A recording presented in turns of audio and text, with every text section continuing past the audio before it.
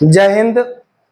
हम लोग लगातार पॉलिटिकल साइंस, इतिहास और ज्योग्राफी का टॉपिक लगातार देख रहे हैं छोटे छोटे टॉपिक के माध्यम से। तो आज हम लोग उसी विषय में पॉलिटिकल साइंस में अनुसूची के बारे में देखेंगे, जो कोई भी कंपटीशन के लिए बहुत ही महत्वपूर्ण होता है। यहाँ से एक प्रश्न हमेशा पूछे जाते हैं। अभी हाल ही में यूजीसी नेट का एग्जाम हुआ था, जो असिस्टेंट प्रोफेसर के लिए क्वालिफाई करना पड़ता है, जेआरएफ होता है, तो उसमें भी 1 से 2 प्रश्न आए थे। तो इसी को संदर्भ में देखते हुए आज हम आपको अनुसूचियों के बारे में चर्चा करेंगे। फटाफट आप वीडियो को देख लीजिएगा, तुरंत एक खत्म हो जाएगा। ठीक है, स्टार्ट करते हैं। तो पहला जो है आपका अनुसूची 1 में, ठीक है, फर्स्ट अनुसूची जो आपका है भारतीय संविधान की प्रथम अनुसूची, जिसमें चर्चा की गई है राज्य और केंद्र शासित प्रदेश। राज्य और केंद्र शासित प्रदेश के नाम इसमें शामिल किया गया है भारतीय संविधान के प्रथम अनुसूची। प्रथम अनुसूची में राज्यों और केंद्र शासित प्रदेश के नाम का चर्चा किया गया है। India is A union of states. India is A union of states, जिसकी चर्चा की गई है भाग 1 में और भारतीय संविधान की प्रथम अनुसूची में। साथ ही साथ राज्यों के प्रादेशिक क्षेत्राधिकार को भी इसमें शामिल किया गया है। क्षेत्राधिकार जो है इसमें शामिल किया गया है। तो आने प्रथम अनुसूची में आपको ध्यान में रखना है, राज्य और केंद्र शासित प्रदेश महत्वपूर्ण है।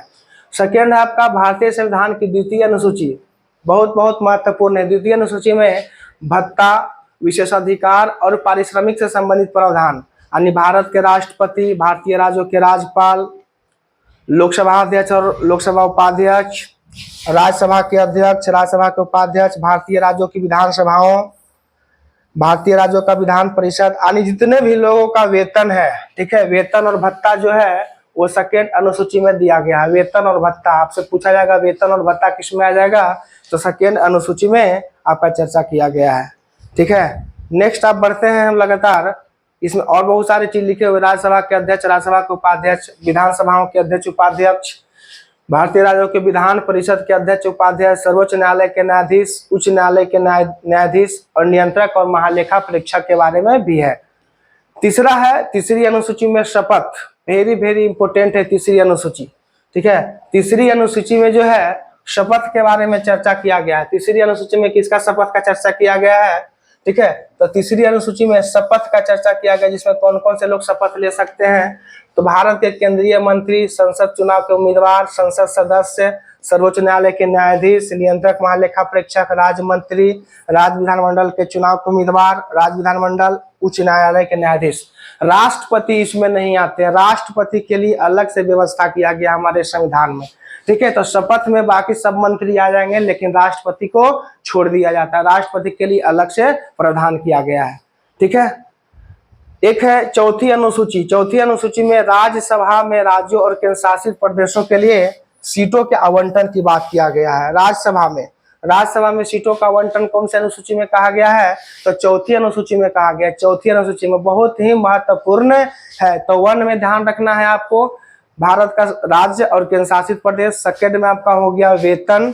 थर्ड में आपका हो गया शपथ के बारे में, राष्ट्रपति को छोड़ के। और चौथा जो आपका हो जाएगा राज्यसभा में राज्यों और केंद्र शासित प्रदेशों के लिए सीटों का आवंटन।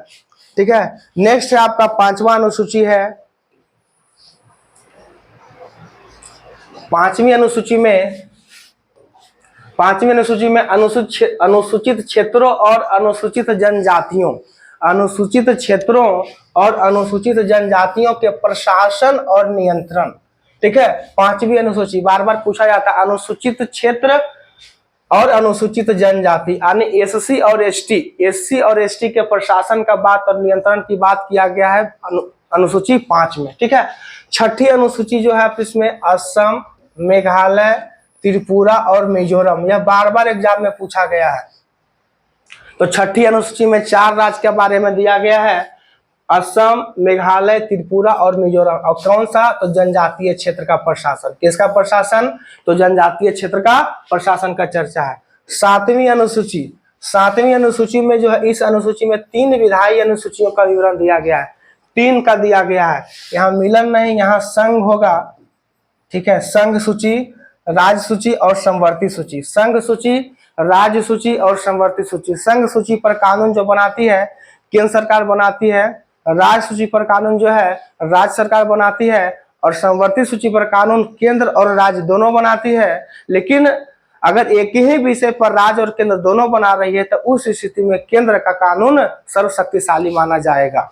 ठीक है, तो समवर्ती सूची, राज्य सूची और संघ सूची।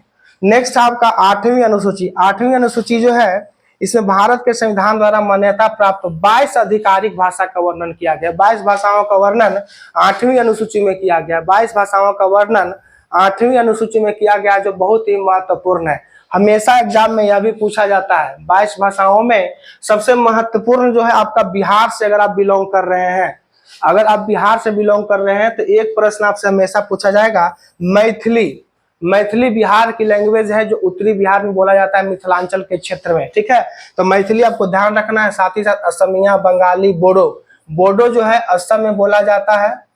ठीक है, डोगरी जो है कश्मीर में बोला जाता है, कश्मीर में। गुजराती गुजरात, हिंदी तो सब जगह है। कन्नड़ा जो है कर्नाटक में बोला जाता है। कश्मीरी कश्मीर में। कोंकणी जो है गोवा में बोला जाता है। ठीक है, मलयालम जो है केरल में बोला जाता है। मणिपुरी मणिपुर में। मराठी महाराष्ट्र में। नेपाली जो है नेपाल के आसपास सटे राज्यों में बोला जाता है। ठीक है, ओडिया, ओडिया लिखा है, ओडिया है, ओडिया जो है ओडिशा में बोला जाता है। पंजाबी पंजाब में बोला जाता है।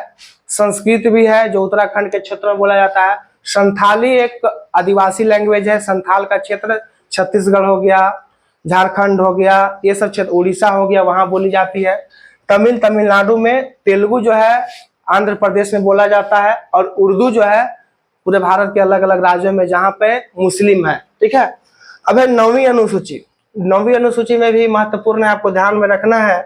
9वीं अनुसूची, इसमें जो है आपका भूमि सुधार सबसे महत्वपूर्ण पूछा जाएगा कि 9वीं अनुसूची में भूमि सुधार की बात की गई थी। भूमि सुधार कौन सी अनुसूची में किया गया था? तो 9वीं अनुसूची में किया गया था। इसमें जमींदारी प्रथा का उन्मूलन किया गया। उन्मूलन का मतलब होता है खत्म कर देना। ठीक है, जमींदारी प्रथा को कब यानी कौन से अनुसूची में खत्म कर दिया गया? तो 9वीं अनुसूची में। इसमें संसद के अन्य मामलों से संबंधित अधिनियम का भी उल्लेख है। प्रथम संशोधन अधिनियम 1951 ने 9वीं अनुसूची को इसलिए जोड़ा ताकि इसमें शामिल कानून को मौलिक अधिकारों के उल्लंघन के आधार पर न्यायिक जांच से बचाया जा सके। 2007 में सर्वोच्च न्यायालय ने फैसला सुनाया कि इस अनुसूची में शामिल कानून इसके 24 अप्रैल 1973 को हुई घटनाओं पर न्याय समीक्षा अब संभव है। ठीक है, तो ध्यान रखना, प्रथम संशोधन अधिनियम 1951 में जो हुआ था वो 9वीं अनुसूची से संबंधित है। नेक्स्ट है 10वीं, 11वीं और 12वीं। 10वीं अनुसूची जो है, ठीक है, 10वीं अनुसूची जो है इसमें संसद और राज्य विधानमंडल। 10वीं अनुसूची जो है इसमें संसद और राज्य विधानमंडल के सदस्यों को आयोग घोषित करने से संबंधित है। यानी दल बदल, दल बदल किसमें है? दल बदल जो है 10वीं अनुसूची में है। ठीक है, दल बदल विरोधी कानून जो है 1985 में 52वां संविधान संशोधन, 52वां संविधान संशोधन के तहत बनाया गया था। 52वां संविधान संशोधन।